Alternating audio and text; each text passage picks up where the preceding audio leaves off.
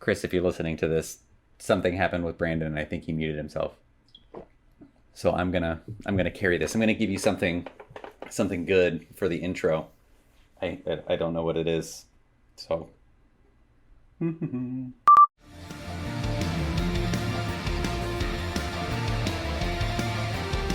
Hello everyone, and welcome to episode 5 of the Magus Brothers. I am Tyler, and with me always is... Hey, what's up, y'all? I'm Feyerbrand, and my microphone is acting weird.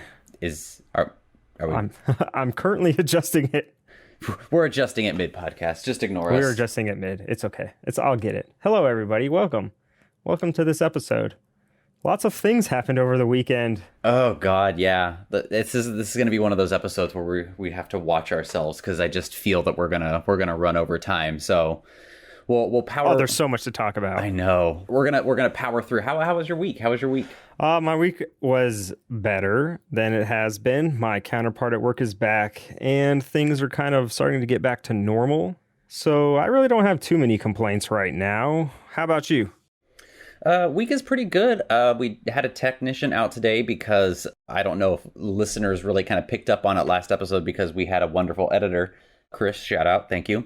But my internet has been pretty awful. I get 200 megabits per second in theory, but in practice, that was kind of in the 20 to 50 range for a while there. Come to find out, a wire running from the pole to the house was chewed on or exposed, and that got replaced. Yummy. So, yeah, I'm looking forward to that. But, not much else. We had INTERmission release, and we had E3, so there was a lot going on. So much. Yeah, we're going to dive right in. We're just going to go right into this. Where do you even want to start, Fayer? Do you want to start with INTERmission? You want to start with E3? I feel like we should start with E3 because INTERmission we could just eat up all the time and never get to E3. Yum, yum, yum. So I vote E3. And how did you feel? I know how the internet in quotes, feels about Square Enix's E3, but how did you personally feel about Square Enix's E3? Yeah, the internet's always loud, right? And, we aren't like super active and jumping into discourse within the Final Fantasy community on social media, but we watch it. We see what's going on. And it's had a lot to say, but... A lot, so much. We're not here for them. This is about our opinions and takes, but I feel like I could go on and on about E3, but I'm just going to kind of paraphrase my thoughts. As a whole, E3 wasn't incredibly impressive, but I also... don't mean that in a mean bashing way about E3. We are still in a pandemic, regardless of what the media paints. Just hit 600,000 deaths within the country. And the pandemic has affected game development for the last year plus. Anything we are seeing at E3 has been in development this whole time. And I'm sure that's honestly a miracle we even got one still. Yeah. And so... kudos and hats off to all of the game developers out there, regardless of where you're from, powering through during this difficult time, having to use home internet and all of these other things to create these games. But yeah, E3 to me wasn't super impressive, but I wasn't expecting it to be, more specifically kind of honing in on what we here on the podcast talk about with Square Enix. We did get some Final Fantasy reveals. We're going to kind of dive right into that. The Pixel Remaster, I think is what it's called. Final Fantasy Pixel Remaster series. Yeah, so what is a Pixel Remaster? Because all remasters remaster pixels. So what makes this any different? Like, I don't understand. Are they taking the original games?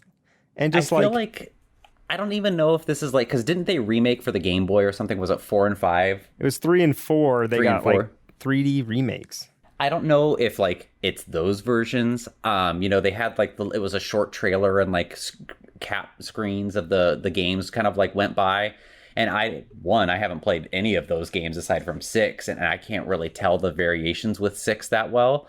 So like I don't know what versions of these games are. I was like, oh man, Pixel Remaster, is it going to be like Octopath status type thing? It didn't seem like that to me. That would be dope.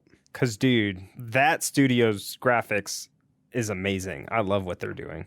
Yeah, that would be tight for all those games. But I was excited because regardless of it, I was just like, yes, finally coming to console. Like, I'll be able to play these games. And then we got to the end. And then it was like Steam/mobile only. Debated. And the worst part about that is these games already exist on mobile and Steam. And we haven't seen these games on a PlayStation console since, I think, if you don't count the classics, I guess if you want to count the classics, it was like the Vita and the PS3. Like we're on the PS5, and we don't have 1 through 6.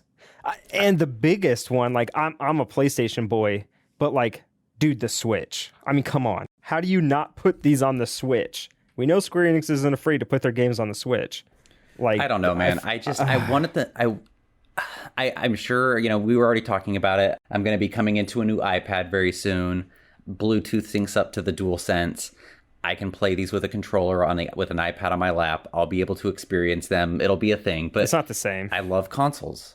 I want to be able to play this on my TV. I don't care about the black bars. I want that, I want it, but they're not putting it on console. I would love trophies. You and I have talked at length about trophies, and trophies were not something I even remotely cared about until Final Fantasy VII Remake. But I'm bummed. I was just like, I love you, Square Enix, but why? Why can you not put these out on a console? It irritates me because, like, I'm doing this Odyssey thing, and I want to get the trophies for all the Final Fantasy games on all the consoles, and obviously 1 through 6, that doesn't exist on any console. And so I was really looking forward to being able to possibly do all of that. Yeah, just please, Square Enix, if you listen to this podcast with, not a big following, please hear our words and release these games on console. I don't care if it's a Switch or a PlayStation. Just put them on console. I'm hoping they hear the outcry from the community because, Square Enix does pay attention to what the community says. We did get 7 remakes, so it's not like they just ignore us on everything. So, I feel if enough people make enough noise that we'll get it because it's basically, literally, I'll just take my money. Yeah, I feel like they listen, but I feel like they listen real slow. So we'll see. No, that's true. True.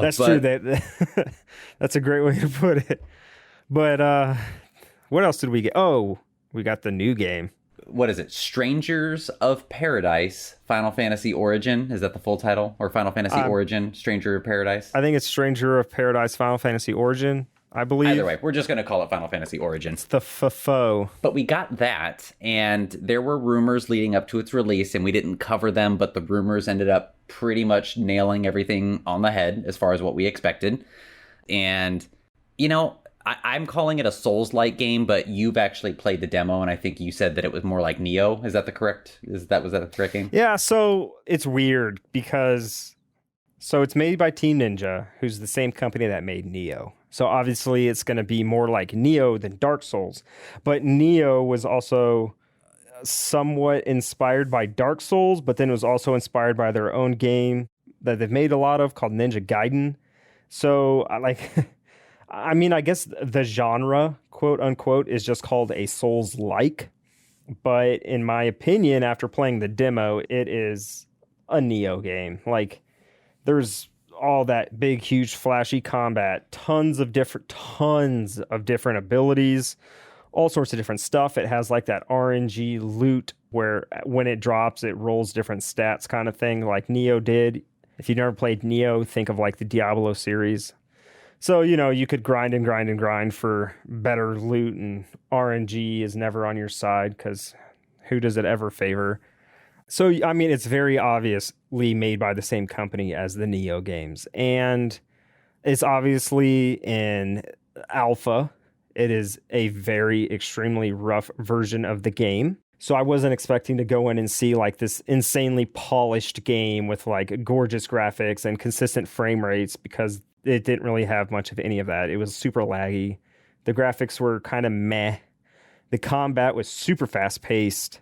It didn't really click with me, and that's a me thing, and it's twofold. The one side of it is that I've been playing the 7 remake a lot because INTERgrade just came out.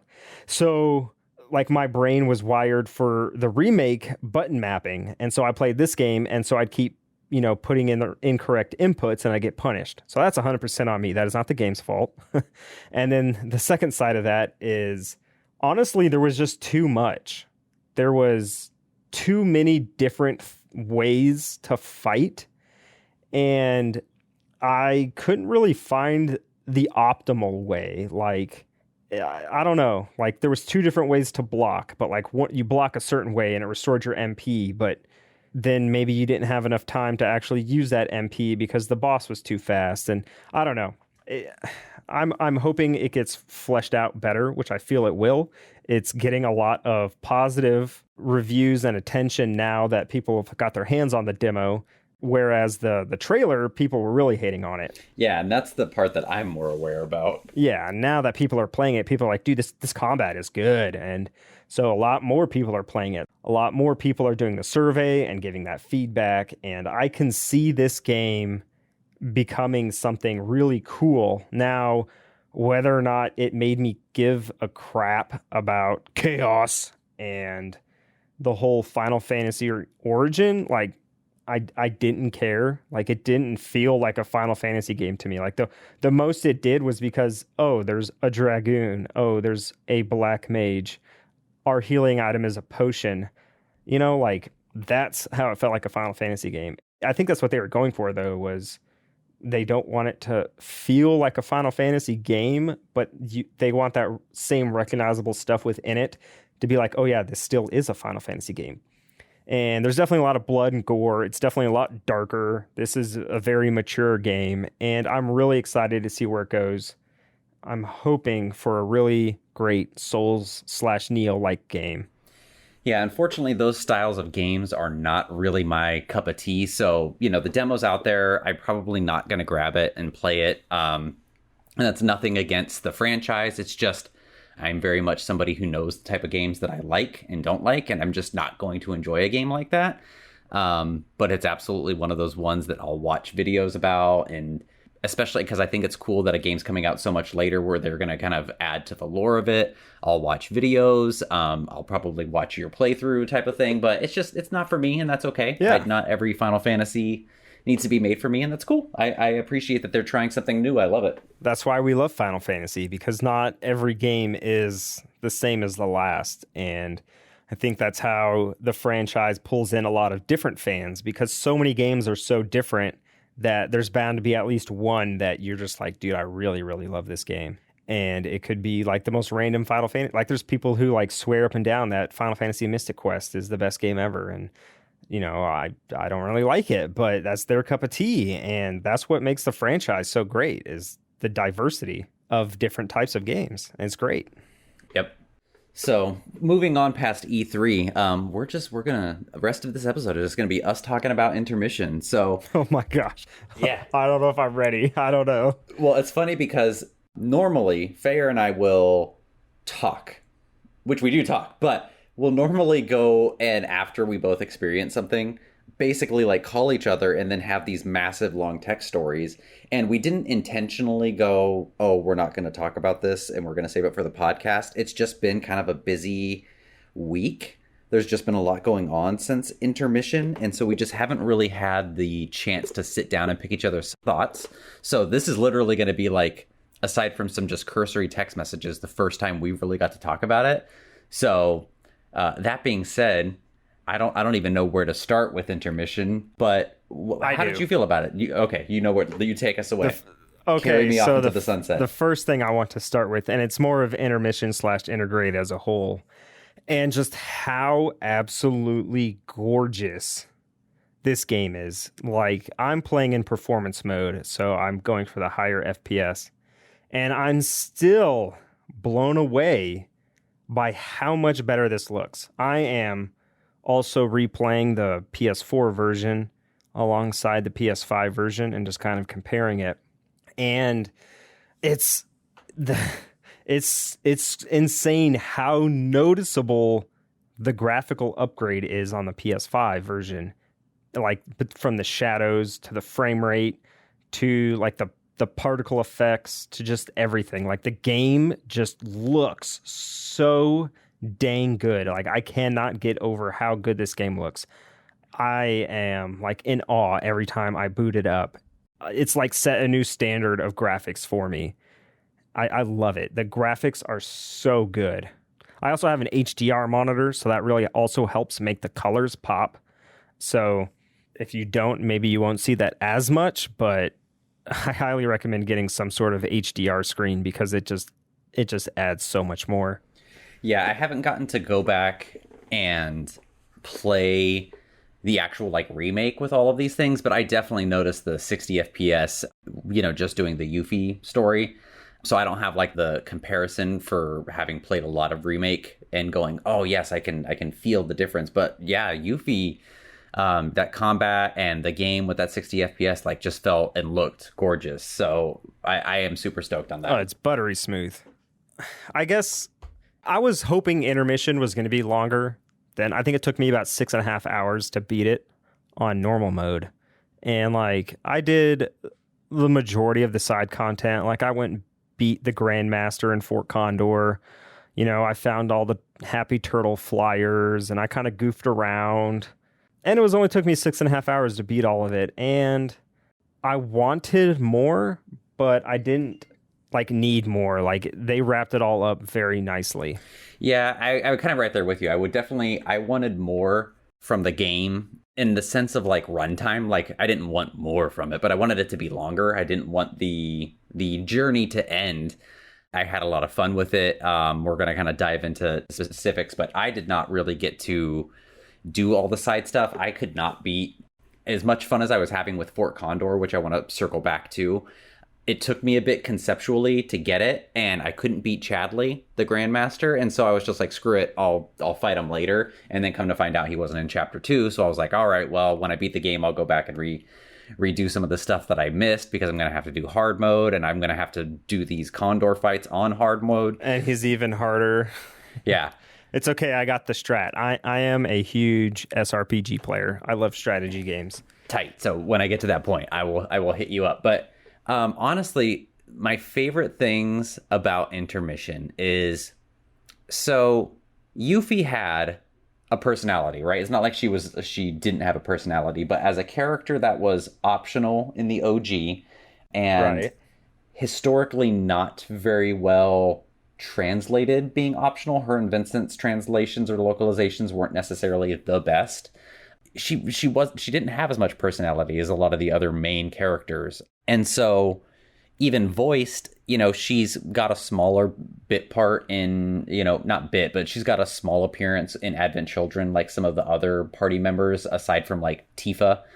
And she appears in Crisis Core a bit, but like, I don't remember Crisis Core all that well, and she's younger in Crisis Core. So the point is, I didn't really know what to expect with a modern day game where like the character narration, voicing, all of that is just next level. But man, like, did it just, even for only 6 hours, do I feel like I know Yuffie so much better than I ever knew her? Really, the only complaint I have about Yuffie, and it's not even her, it might just be a lot of the characters around her, but Yuffie's what, at this point, like 15 or 16? Like, I think she's 16. She's 16.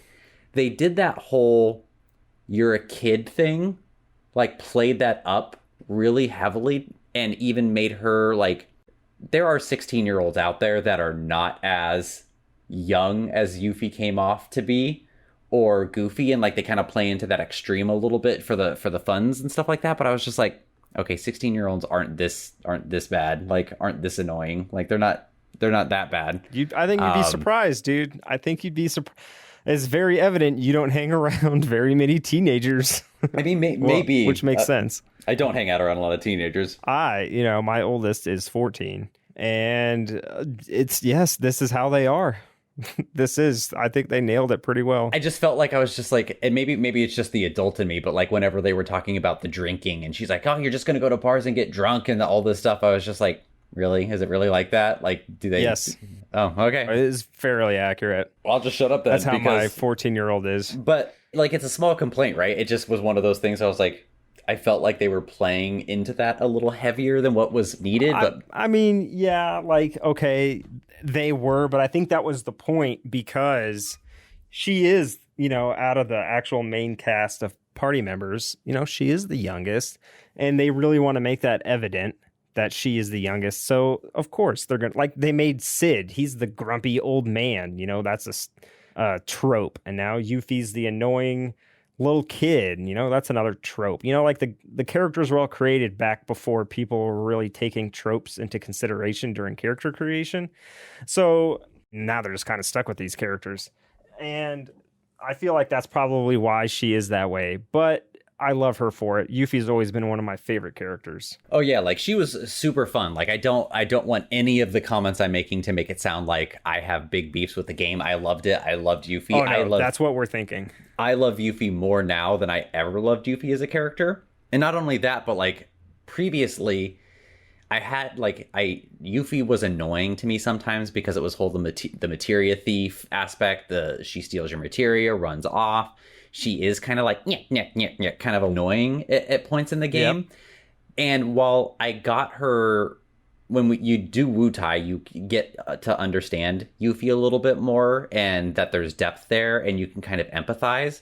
But for me as a player, historically throughout 7, my annoyance and dislike of Yuffie, or not dislike, but just like my little eye rolling with Yuffie, always was bigger than my empathy for Yuffie. But after even just this DLC with her, I'm just like, I get Yuffie so much more and I understand it. And like, they sold her to me as somebody who like Yuffie ranked a little bit lower as my favorite characters. They sold Yuffie to me really well. I liked how it was done. See, I think this really is a great point to show how polarizing you and I can be on our opinions on our favorite game, because all of the things you said, like caused you to roll your eyes or whatever, was all of the endearing qualities that I like about her. And I'm glad that they kind of amped that up and fleshed that out and really made that, her more of a human than just that, I stole your materia type. And it just goes to show why we love the same game for different reasons. Oh, it's so true. And like, this is just Yuffie. We're just scratching like some random surface of this whole topic. We could make a podcast about just 7, but let's not do that to ourselves. Let's not do that to ourselves. That's right. What else did we get into? What do we have? Like 2-3 boss fights, something like that? Yeah, like as far as true boss fights go, it was that big, salvage yard. I don't remember what it was called, but the big metal salvage centipede. And then we had the Crimson Mare Scarlet. That was a fun fight. I really liked that fight. Yeah, the metal centipede one, like that was just kind of like, okay, standard robot boss fight. Like I didn't know what to expect and I just crushed it. I was like, oh, okay. Crimson Mare, Scarlet, like that whole getting to see more of Scarlet. Yes. Because we got to see a fair amount of Heidegger in Remake. We saw Scarlet, but not as much. And so getting to see more of her was super tight. And like the way she taunted Yuffie and Sonnen in the elevator. And we got to see how she interacted with them and her just like jumping in a mech and getting her hands dirty. Super cool. I love her so much more now. I'm sure you caught it, but did you see what the hell is it called? Proud Claude or whatever the hell, Pride and Joy, like the big robot. Did you see that teaser when you're going through the facility? No, but now I know what to look for in my hard mode playthrough. Yeah, when you go back through, like there's a whole section where you're going through to get to her and you see like the big chess piece and the little head for it. And it's just like the big chassis, like clunk. And then like in another room, you see its arms, like they're developing on it and it's just big. And I'm like, holy crap. No, I missed all that. And it is probably because I was playing way past my bedtime, but I'm obviously planning a second playthrough. And dude, that's super cool with the foreshadowing. Like, I'm hoping that that's Proud Claude. Because, yeah, I mean, that's what I think it is. Like, because I hope Proud Claude is bigger than the Pride and Joy. Yeah, I mean, this was big. Like, it definitely was not the boss that you fight in hard mode in Remake in the VR center or the combat simulator, because you fight another robot there. But this looked big. Like, this looked like you were going meant to fight weapons. Yeah, like you're going to fight it in Midgar, when you go back. Yes, that's big. I totally missed that.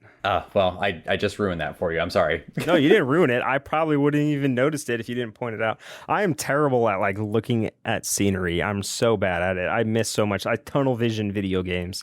So I rely on other people pointing things out. I'm pretty bad at like exploring. Like there's Fort Condor units that I'm missing because I just didn't explore very well. But like, I'm honestly surprised you missed that. It was real big, so. I don't have an excuse. I'm blind, I guess. I don't know. But yeah, the Crimson Mare fight was fun. I liked that, she just kept jumping back and like changing out her weapons, and then you would have to fight her, and then she would go down and you fight the robot, and then you get to summon Ramu, and I brought him out for that fight. It was really fun. It wasn't difficult. No, not at all. But it was fun. And then she brings out Nero to rescue her, basically, and then you fight Nero, and Nero was a little bit more challenging. I wouldn't say I had a hard time with the fight, but it was definitely one of those, like, I thought the fight was going to be a lot harder than it was, so I was really tense and constantly healing myself, and like I put that stress on myself, but it wasn't too bad once I kind of got the hang of how the fight went. I don't know. How'd you feel about the Nero fight? Like, it was underwhelming, and like the fight was cool, but it just wasn't as difficult as I was expecting it to be. So I don't know if that was because of the way they designed the combat, since you only control Yuffie, or if because Yuffie's like that strong. Like, I really loved controlling Yuffie. Only having to control one character is what I wanted for the remake. I'm not a big fan of the swapping around all the time in the base game of the remake. So eating up this combat with Yuffie, and like the fight was cool. I enjoyed it. I just was expecting it to be a little more difficult, especially considering how much I struggle with the combat in this game, because I am very much not very good at action games.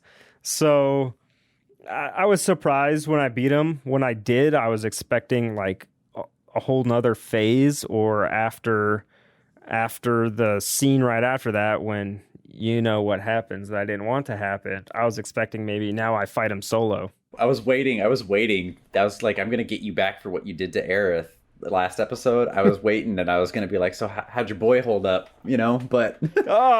like, obviously I'm not as attached to Sonon as you are to Aerith, so you couldn't get me back on that same emotional level. But, like, I didn't want to see him go. Because I didn't want to see that innocence ruined for Yuffie, for her, basically to be like, this is the real world. I guess it was required, though, for her character development, and I understand that. But I really liked Sonon as a character, and I didn't want to see him go. Unfortunately, we did. I don't think that's the last we'll see of him. They very much made it, as Nero came in with his little tendrils of shadow and grabbed him and kind of pulled him back. It makes me think that he's either going to absorb him like he did all of the soldiers, or they're going to experiment on him or something. I think there's going to be another Yuffie arc that involves him on the return to Midgar or something. Yeah, I could see some experimentation on Sonon or something, or him coming back. But, I know there's been a lot of like, is this character dead or not type of thing, especially with Remake, when characters seemingly survived that should have, not seemingly, but straight up did survive when we were expecting them to die.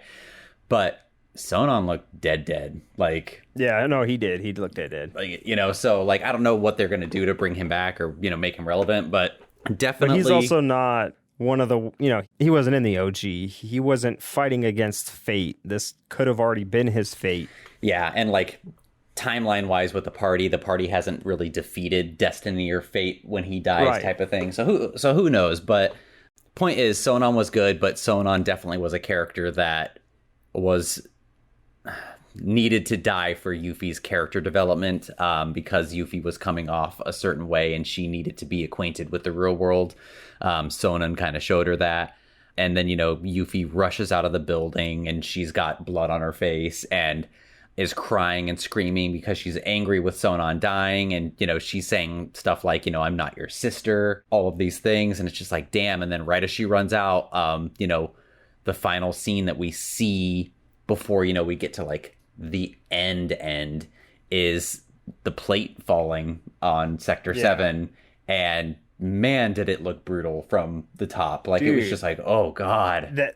I'm so glad they added that in. I'm so glad, because honestly, in the base game of the remake, it was a little underwhelming when the plate fell, and them adding that more in just really kind of added to how messed up it is. Like, it really amplified like what Shinra just did to their own quote unquote people and what they did to their city, and it just really helped add to the overall feel, the sadness that you should feel. And and it was so powerful, dude. It was such a good scene. Yeah, and it was such a good scene, especially with like Yuffie screaming into the sky, that it was almost jarring to immediately follow that up with her riding a chocobo out in like the world and the wasteland, and then her being like her silly self and being like, I need you, like pointing at the sky, breaking the fourth wall, talking, kind of like, we know as the players that she's going off into the wilderness and she's going to meet up with Cloud and company. But it was such a lighthearted moment that immediately happens after this devastation that it was truly a little jarring. And that isn't necessarily bad, but it was just like that platefall was just so devastating. I was like, I'm not ready for lighthearted. You know what that reminds me of? What? When Aerith dies and it goes straight God. into a boss fight and you're not ready for a boss fight. At least the music stayed the same. Like tonally, it was at least somewhat consistent. Why you gotta bring it back? Oh, you guys can't see, but he basically just punched a hole through his head from face palming at that. My God. So I got him again. Anyway, she rides off into the distance, and then we were graced with probably the best thing to come from Remake. Oh, yes. I was not expecting this whole thing. Like, all of Remake, everything they're doing was worth these scenes 100%. that we got. 110%. When it panned out, or I don't know if panned out is the right term, but when we got to see, like, Midgar and it kind of pans down on the road and you see Cloud, Tifa, Barrett, Aerith, and Nanaki just kind of, like, walking down the road.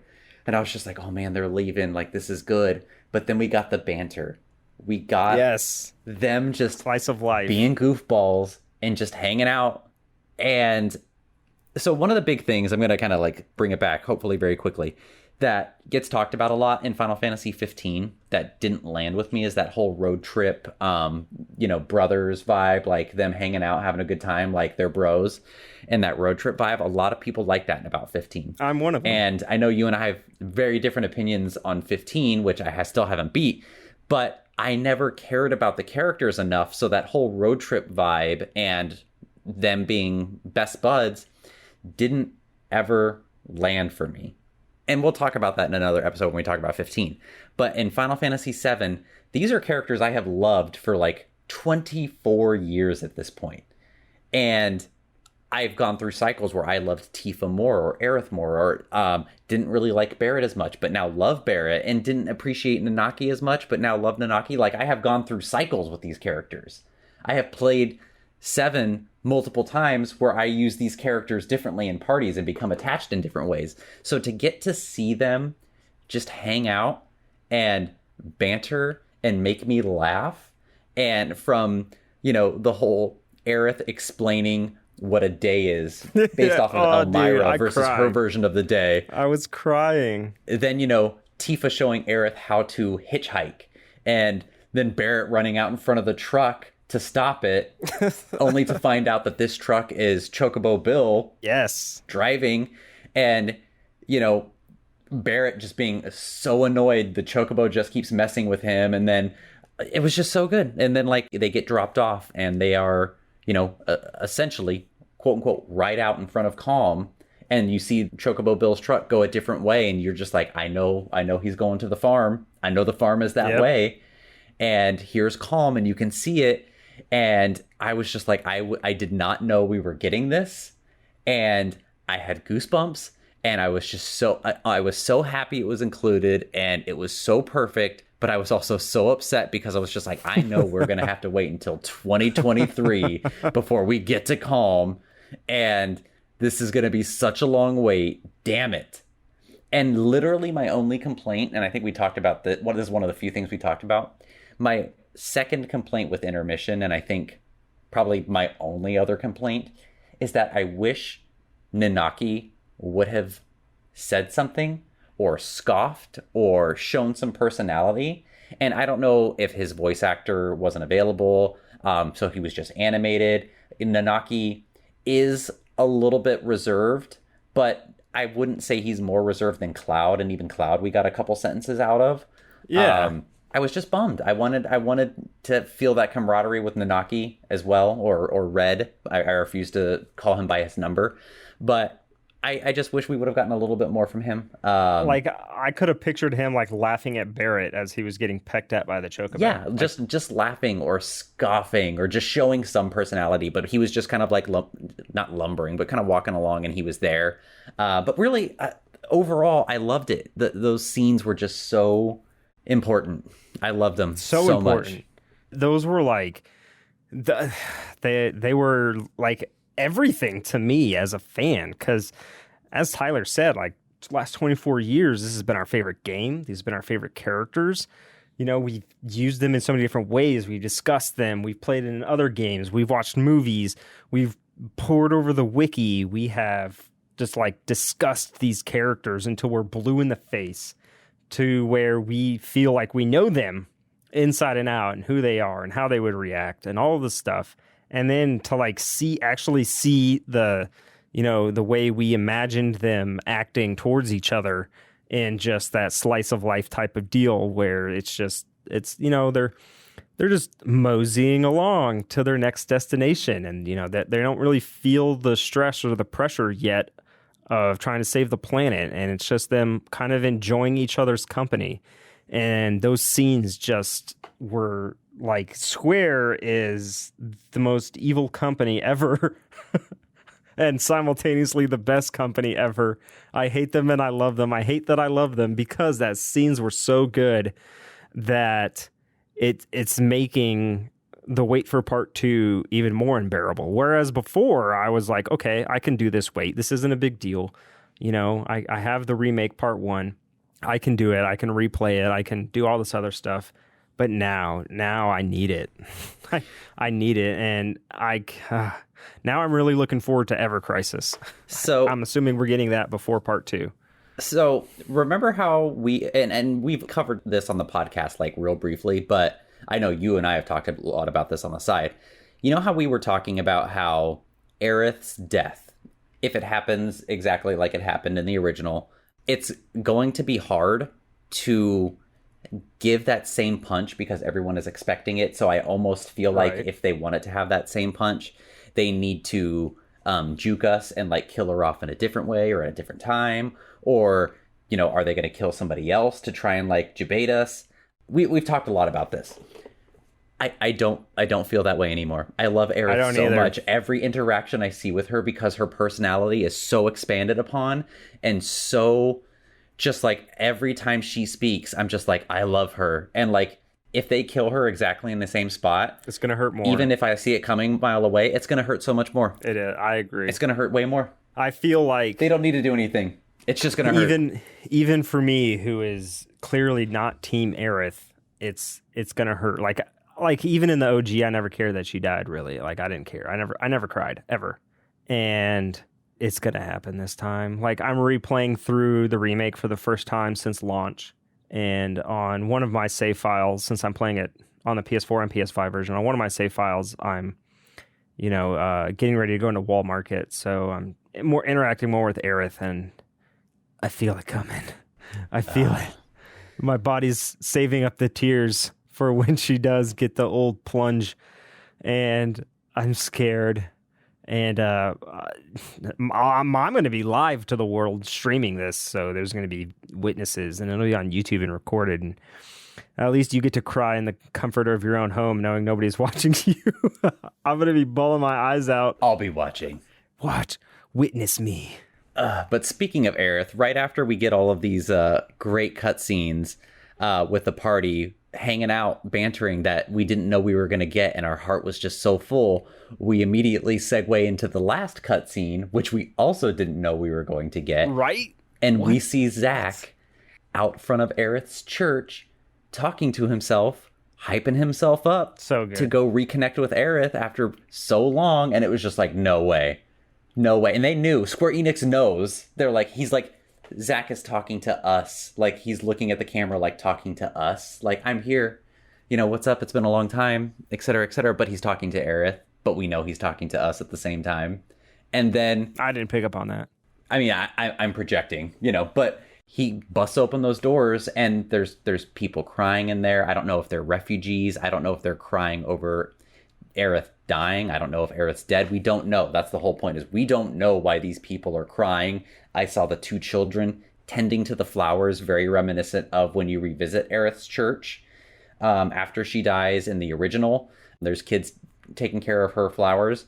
Some of the flowers looked dead or sick or dying. And, you know, Zach's face is just kind of like, oh my God. And he just says Aerith, and then it just cuts to black. I don't know what the implications are. We talked real briefly about this. I don't know if Aerith's dead. I don't know what timeline this is in. I don't know if there's repercussions because he survived. Did Ripples go out and Aerith die? Like, we're talking some timey-wimey consequences, whatever. But the point is, they had already cliffhung us with the original remake with Zack surviving, and that was already like a what the hell, and people have been speculating wildly, alternate timelines. We saw the different stamp on the bag what this could mean, etc., etc. And then now, instead of giving us answers, they just gave us a cutscene meant and to more questions meant to hurt people, especially if you love Zack or love Zack and Aerith or however you ship, you know, whatever.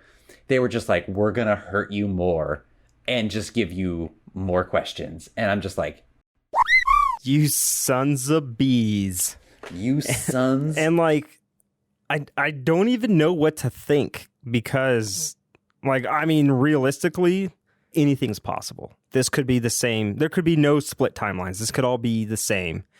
Or this could be different timelines. Like, there's so many different theories, and it all depends on, you know, what you believe is actually happening. Like, if it's a split theory, like the time that he would be showing up to that church would be right around the beginning of the actual game, because I'm assuming he would drop Cloud off somewhere and then rush to go see Aerith. So that would be like, the actual time of that would probably be right around the time Cloud should be going and bombing the reactor.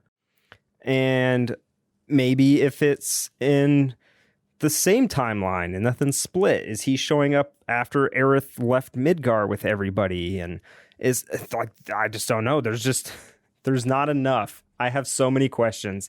There's not enough answers, and it just makes the wait even more difficult. I do believe there's that Ultimania Plus coming out in July, and there's allegedly supposed to be stuff where they kind of touch on this. Now, I'm not confident they're going to give us answers. They're just going to touch on it in a way where I'm just like, you're doing it again. You're just making us have more questions. So we'll be looking for Audrey's translation on that. But oh yes, yeah, definitely a very powerful cutscene that is going to hurt some people. But also, like we said, more questions than answers. I don't know that it gave us any answers, honestly, other than just confirming that Zack is definitely alive when he should be dead. Yeah. So yeah, we will see what happens with that. But, you know, we kind of covered most of the story of INTERmission. You know, there was a couple of other things I wanted to touch on. What did you think of Fort Condor? Oh, man. So I am a strategy gamer. Final Fantasy Tactics, Civilization, all that stuff. I eat that stuff up, all right? I really like it a lot more, except for one thing, okay? Like, every system has been improved in this Fort Condor, except for one thing. In the original Fort Condor, you could micromanage your troops, whereas you could select them and tell them, like, hold position or march down here, who to attack, blah, blah, blah. You can't do that in this game. So, like, there was times where there was enemies marching towards me, and I would go and place a troop right in front of them, thinking that they would walk into each other and fight. And my troop would just like juke it right at the last second. Like, nope, see ya. And my troop would just keep marching forward. And I'm like, what the heck? And that kind of annoyed me. Yeah, I know there were certain troops, like I think it was, I don't know if it's the dog or something, but like they straight up ignore troops and just go straight for buildings. That's a strat. That is a strat.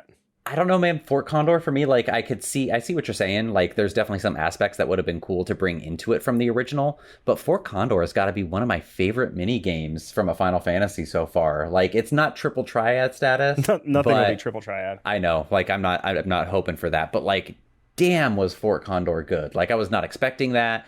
It's way more layered and in depth and nuanced than what I originally thought it was going to be from trailers.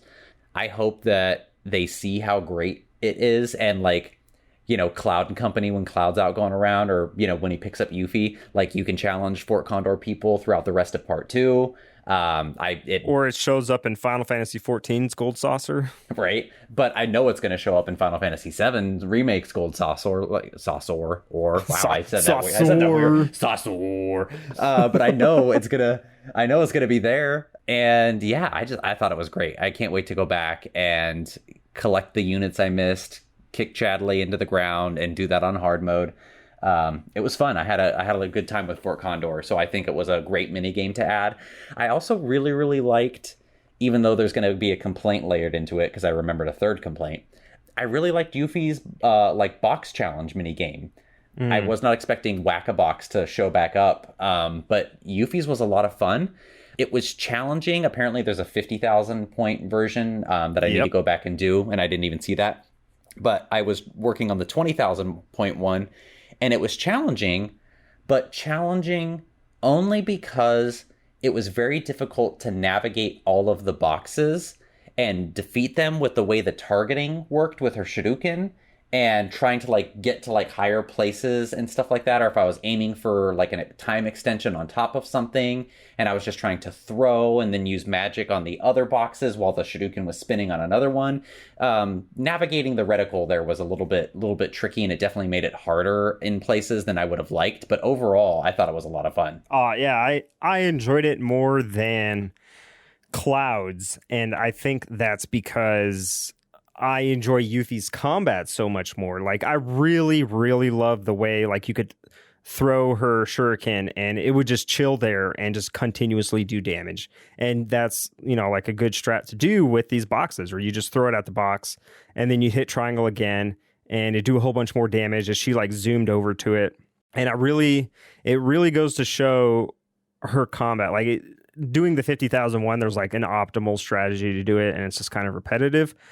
But I just really enjoyed her combat, and you really got to mess around with a lot of stuff in there. It's almost like, you know, like a battle sim with no enemies, where you can just go in there and start trying different things and getting a better feel for it. So I'm hoping going forward we don't see any more boxes. I think it's kind of run its course.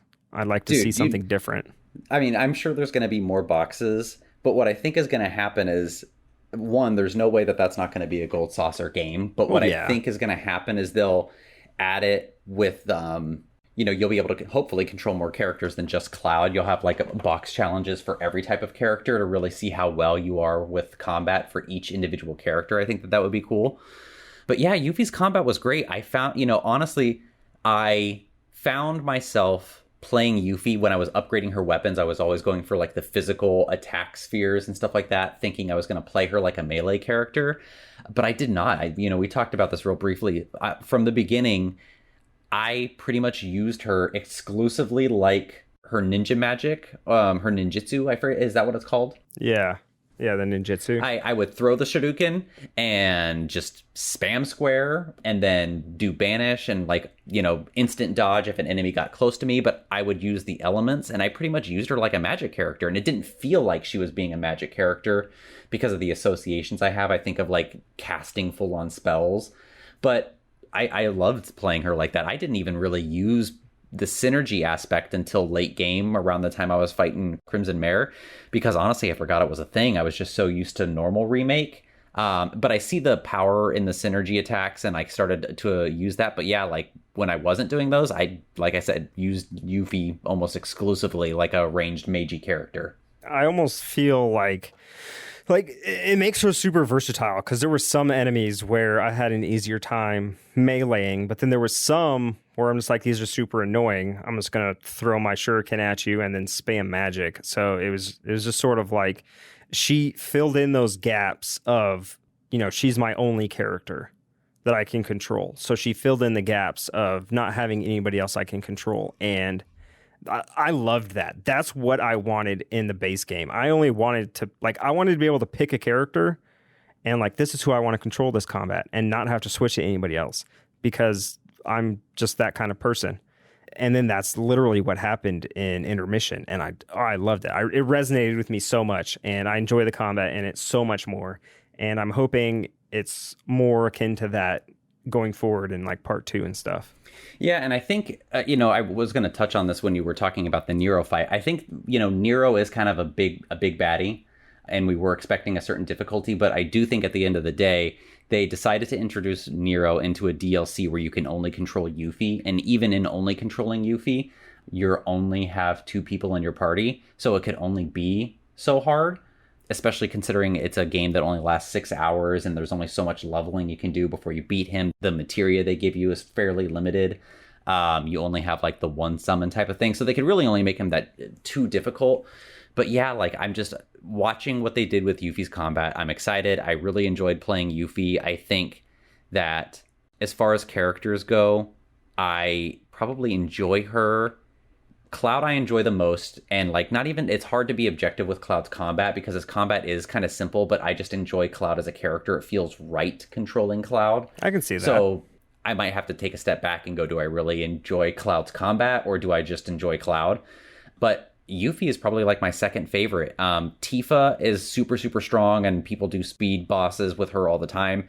My brain has just not got enough wrinkles in it for Tifa's combat and it's really in depth, and I'm just not that type of smooth brain. Yeah, especially when it comes to that. Like these types of games are not I'm used to turn-based type of thing. And I liked Barrett. Barrett's straightforward and I have a lot of fun with Barrett. And Aerith I use a lot, but I use her very rigidly in the context of like, she's either dropping her AoE and double casting spells for massive damage or using Ray of Judgment. And like, that's pretty much exclusively how I used her. But yeah, Yuffie was tons of fun. It makes me incredibly excited to see what they do with Nanaki, with Ketchi, with Vincent, with Sid. Seeing what they did with Yuffie's DLC, I know we touched on this before, but they may say they don't have any plans for future DLC, but I definitely see them doing DLC between part 2 to part 3, and if there's 4 parts, part 3 to part 4. I don't see how they won't. I have to agree. Like after the success of this and like all of the positive feedback, I feel like we have to get it, especially like depending on where it ends and depends on, you know, what character they want to use or whatever. I need it also kind of as like a stopgap type thing, like that Band-Aid fix where I really want the next game, but I know it's 2-3 years out. So they dropped this DLC right in the middle of it just to kind of give us something, just to like, you know, sort of quench our thirst, I guess. And there is no quenching this thirst. Oh, the one thing that I did want to say was annoying. So the DLC was $20, but then they had a DLC weapon for her, which was $10. Yeah, I mean, like, what? We may love Square-Enix, but they're definitely out for our money, and they know there's people out there who will pay for it. So it's like, I'm one of them. Can I blame them? Oh, I know. Like, I can't blame them for charging that much because they know there's people like me who exist. But it's just sort of, and you know, I know they say vote with your wallet and all of that, but it's difficult for me with Final Fantasy VII to say no to stuff. It's like that's the only game is Final Fantasy VII. No, I feel you, man. I don't think I can vote with my wallet with 7 because if it's Final Fantasy VII, I will consume it. So there's one last thing that I want to touch on before we kind of wrap things up is that the important thing we kind of brushed over is that you and I both had theories on how Weiss was going to manifest within INTERmission. Oh, yeah. And lo and behold, we were both right. This happens rarely. Not only is he a combat sim fight when you go back through Remake in Chapter 17 that you can fight, and I have not fought that fight yet. I hear it's difficult, but I've also seen that people have speed killed him in less than a minute because people are shenanigans. With no damage. But we see when Nero is released that he goes and talks with Weiss, and Weiss is literally aware that they are copying him digitally for some type of combat sim. So Weiss is present. He is real. He knows what's going on. Yeah, we got him both. He's going to be a real character. He's definitely coming back because Weiss is important to the lore. That's not just like a little flash of him, but we also got the combat fight of him. So it'll be interesting to see what they do with Weiss later. You know, part of my struggle, and I don't want to go too far off onto this tangent or else the episode will run too long, but in OG, there were already a couple of big baddies. You know, Sephiroth was obviously the big one. Jenova was very present. Hojo, we were aware, sucked big time. And then we had Shinra, and we had all the baddies within Shinra. And I am worried that because of these games, with how many bad guys they're bringing into it, it's hard to gauge the power scale or the like seriousness of each individual threat. Like, we have all of those same bad guys I just mentioned, but we now have Weiss and Nero in the fold. Nero did not die, so like Nero's definitely coming back. Weiss is coming back. I am very, very strong opinion that we are going to get Genesis back, is going to show up. And yeah, there just seems to be so many more people actively on this playing field that I'm worried that we're going to get too congested with the bad guys. I don't know about you, but it just seems like there's a lot going on. But we'll see. We'll see how it's handled.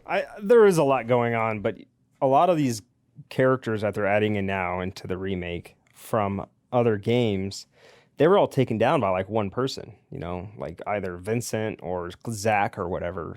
So I don't think they are as powerful or anything as, say, like Sephiroth, but I think it opens up the possibility to either more DLC coming forward, or it can just be like side quests. Like, oh, you heard about Deep Ground's happenings. Do you want to go take them out? If so, here's a whole side quest involving it, Yeah. Or you can just totally ignore it. I hope so. I don't want to lose sight of Sephiroth or these main people that we know are like the big bad guys for Weiss or these other characters. But like I said, we'll see how it's written. I do worry the playing field is a little crowded, but I'm also incredibly open to change and the vision they have. So I don't want it to sound as too harsh a criticism. It's just something I'm kind of toying around with in my head and that I'm aware of to watch for. But yeah, I don't really have much else to say of Intermission. We are not video game reviewers, but I loved Intermission. I think it is, I know it's hard to get a PlayStation 5 and, not everyone has access, but when you do get this DLC, it's great. Yes. I hope that the DLC comes free with part 2, just so that you do have access to it. But yeah, it's a fantastic, fantastic DLC. Loved it. 10 out of 10. Very few complaints. Yes. Totally worth every penny. So if, Fayer, do you have anything else to add before I, kind of talk us out? No, I think I'm good. All right. Well, thank you everybody for joining us on this episode of the Magus Brothers. A couple of things I want to mention as we head out the door. I want to shout out another podcast and Chocobo Band at the same time. Chocobo Band, if you're not familiar, they are a fantastic Final Fantasy cover band. They provide the music for our intro and outro. Please listen to them. They are great. They are also doing a live show with the FinalFanTV podcast. They're doing their full set list of the Final Fantasy tribute music at the event, and they're also including 2 songs off their upcoming new album and doing an interview. So that's June 27th on FinalFanTV's Twitch. We'll have a link in the description, as along with times. But please support the community. Please support Chocobo Band and FinalFanTV. I think this is a great show that they're going to do there. If you want to interact with us on social media, we, of course, are on our Twitter at Magus Brothers. We'll have a website coming up here very soon, and can't wait to reveal and show that off. I know my partner is, what's the word? There is a word here. It's slipping past. What do you do when you create? Design. She's designing it. It's going to be great. I was like, create? You create stuff. Design. I could not think of the word design. Oh, my God. Anyway, my partner's designing it. It's going to be great. Speaking of that smooth brain. Yep. Oh, my God. But yeah, so check us out on social media. Tell us what you liked about Intermission or didn't like. Our plans are still coming down the pipe for having a couple of guests on. Fayer is crunching along his replay of the Final Fantasy VII Remake base game so that we can have a big episode devoted to that. If you want to talk with me on social media, I am Albatross Hill. Feyerbrand, tell us where we can find you streaming and social media. You can find me at Feyerbrand on anything and everything. I'm the only one. That's my YouTube channel, my Twitter. I guess that's really all I'm really active on is YouTube and Twitter. But I stream on my YouTube channel, so you can jump in those streams. I'm only streaming Final Fantasy right now. And I was going to add, I don't know if we went over this last episode, but you are no longer streaming on Twitch. You are streaming on YouTube, so please look for him on YouTube if you are interested. Yes. I do not stream on Twitch anymore. YouTube only. All right. Other than that, I've got nothing else to say. Please play Intermission and enjoy the Final Fantasy. And everyone, you have a great night. Bye.